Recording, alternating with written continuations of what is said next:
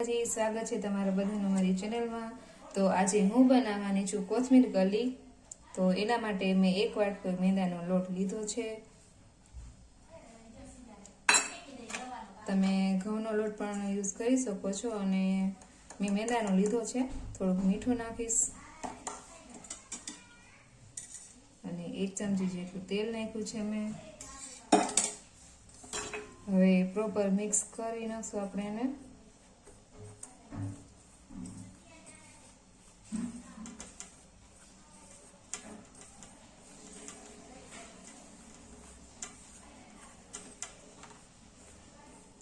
હવે પાણી વડે લોટને પહેલા આપણે બાંધીશું। થોડું થોડું પાણી નાખતા જશું એટલે ઢીલો એકદમ ના થાય।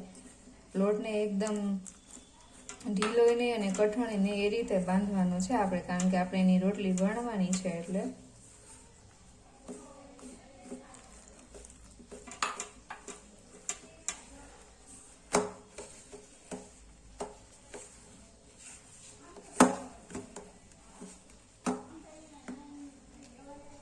થોડું થોડું પાણી એડ કરતા જશું એટલે પ્રોપર મિક્સ થઈ જાય।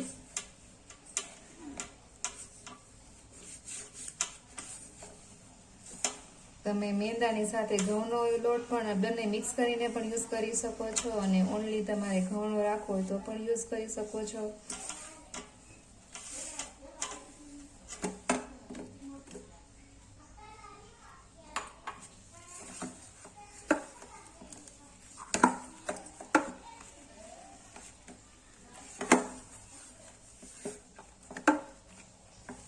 એકદમ સોફ્ટ લોટ જ બાંધવાનો છે આપણે।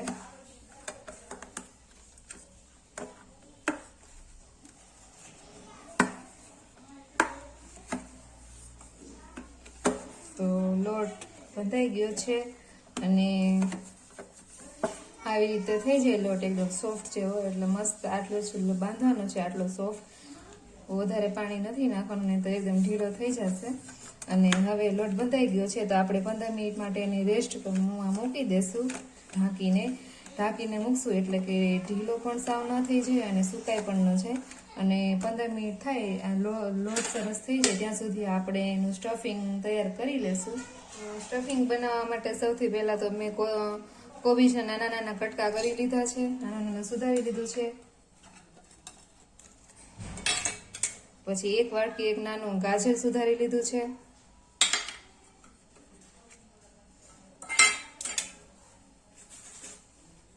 એક તીખા મરચાના કટકા કર્યા છે।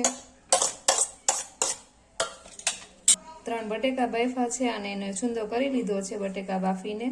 અને બટેકા બાફા ત્યારે મારે થોડું મીઠું પણ એડ કર્યું છે। તો અને થોડાક મગફળીના દાણા લીધા છે, ફોતરા ઉતારી નાખ્યા છે, શેકેલા દાણા છે આ। અને ટોસનો ભૂકો કર્યો છે, તમે આની જગ્યાએ બ્રેડનો ભૂકો પણ યુઝ કરી શકો છો। 1 ચમચી જેટલો ગરમ મસાલો નાખવાનો છે।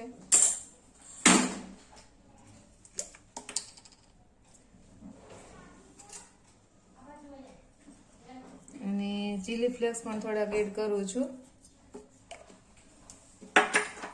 અને 1 ચમચી જેટલો ગ્રીન ચીલી, રેડ ચીલી અને સોયા સોસ આવે, મેં એનું મિક્સ પેકેટ લીધું છે તો હું એ એડ કરું છું। અને 1 ચમચી જેટલો ટોમેટો કેચઅપ નાખવાનો છે।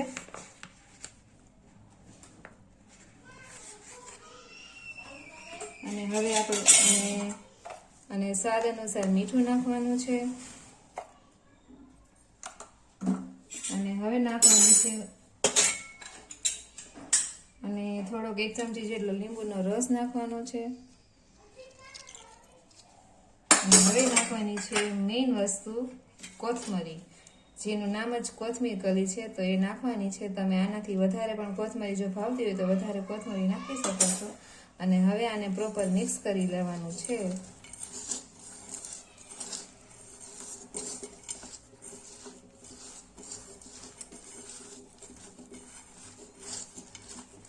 બટેકું નાખ્યું છે આપણે એટલે પ્રોપર મિક્સ થઈ જશે। અને ટોસનો ભૂકો નાખ્યો છે એટલે એ જે વેજીટેબલ્સના પાણી છે એને એબ્ઝોર્બ કરી લેશે, એટલે મસાલો ચીકણો ના થાય।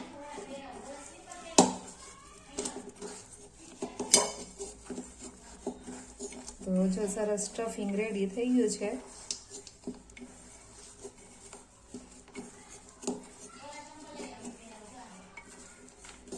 અને હવે આપણે આ સ્ટફિંગ રેડી થઈ ગયું છે. તો હવે બનાવવાની છે સ્લરી, બનાવવાની છે ચણાના લોટની.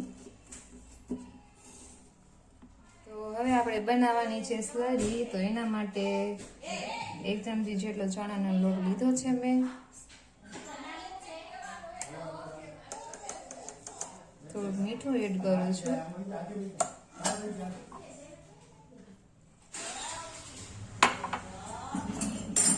અને પાણી નાખીને હળવે એડ કરતું જવાનું છે, મિક્સ કરતું જવાનું છે પાણી નાખીને.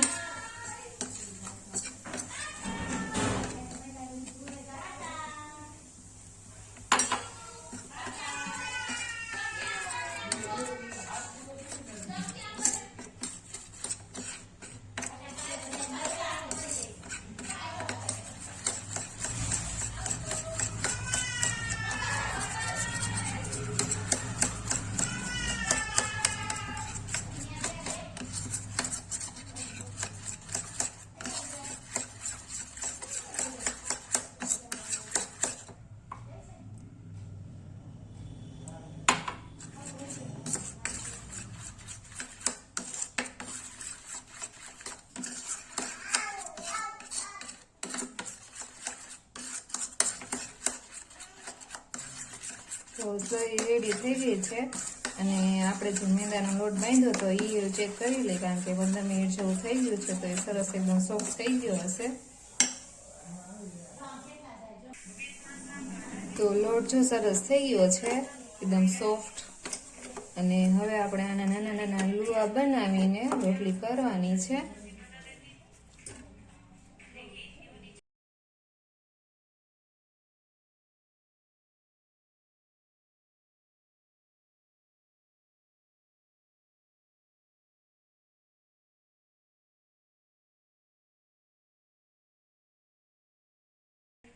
તો રોટલીના મેં નાના નાના લુવા બનાવી નાખ્યા છે, 2 લુવા બનાવ્યા છે. અને હવે આપણે એને વણી લઈએ. તમારે જે કોઈ પણ શેપમાં તમે એને વણી શકો છો. અને ચોટી ના જાય એટલા માટે કોરો લોટ પણ મેં નાખ્યો છે, નહીં તો ચોટી જશે. મેંદો છે એટલે ચોટવાનો પ્રશ્ન રહેશે.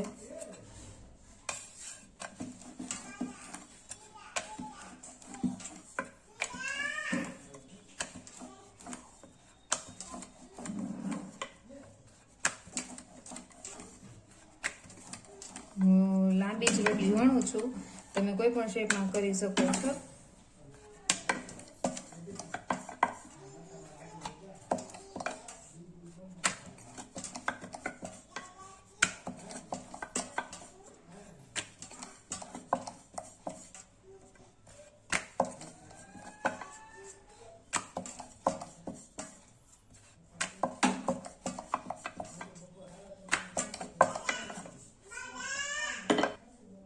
રોટલી વણાઈ ગઈ છે.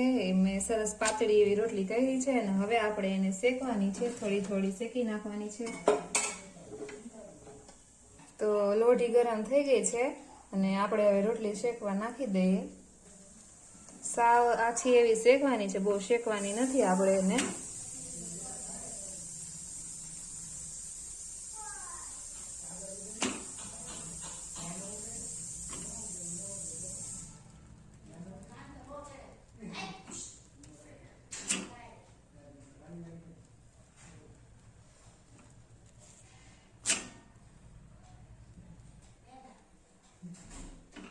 બે રોટલીને આ રીતે વારાફરતી શેકી નાખવાની છે.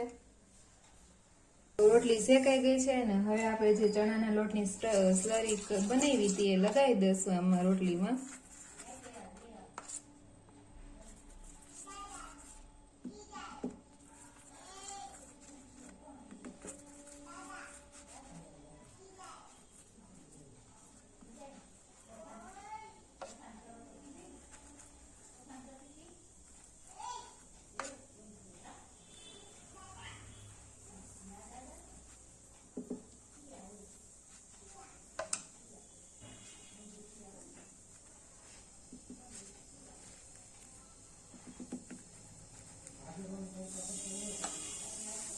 બંને રોટલીમાં આવી રીતે જ સલાડી લગાવી દેવાની છે.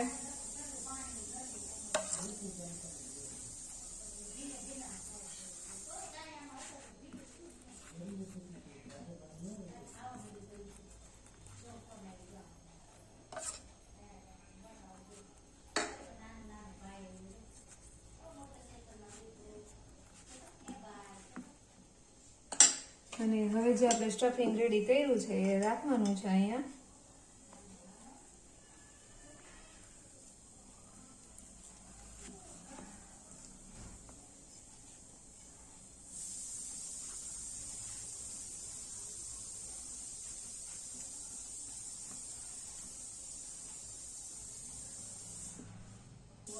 તો રોટલીમાં સ્ટફિંગ ભરી નાખ્યું છે અને બીજી રોટલી આપણે હતી એના ઉપર આવી રીતે લગાવી દેશું.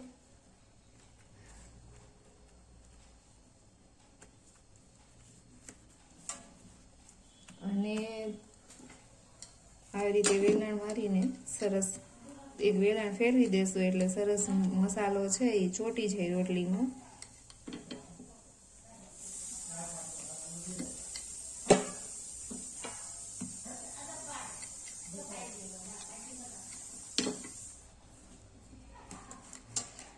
અને હવે આપણે આના કરવાના છે નાના નાના કટકા.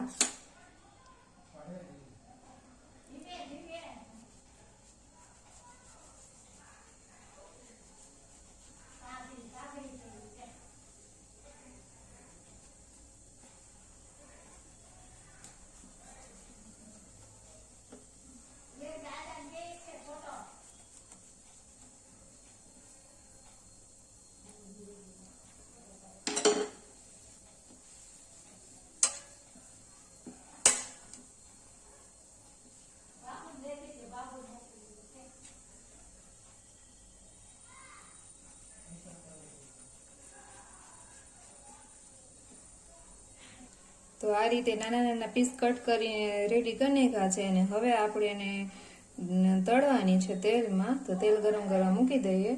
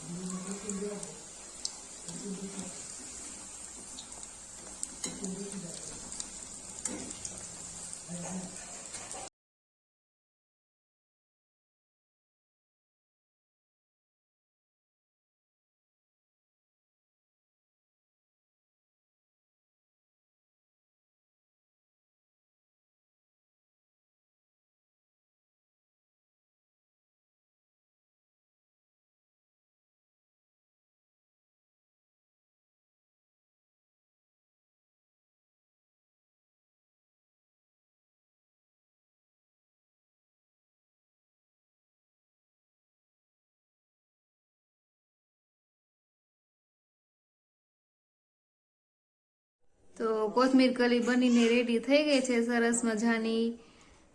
અને મેં ઉપરથી ટોમેટો કેચઅપ ને કોથમીર એડ કર્યા છે. તો કોથમીર કલિયા જેવી દેખાય છે એનાથી પણ વધારે ખાવામાં ખૂબ જ ટેસ્ટી છે અને મજા આવે એવી છે. તો તમે પણ ઘરે ખૂબ જરૂરથી ટ્રાય કરજો અને કેવી બની છે કોમેન્ટ બોક્સમાં મને જરૂરથી જણાવજો. તો આવા જ વિડીયોને જોવા માટે મારી ચેનલને સબસ્ક્રાઈબ કરજો, વિડીયોને લાઈક કરજો અને શેર કરજો. ફરી મળીએ નવા વિડીયો સાથે. ત્યાં સુધી જય માતાજી.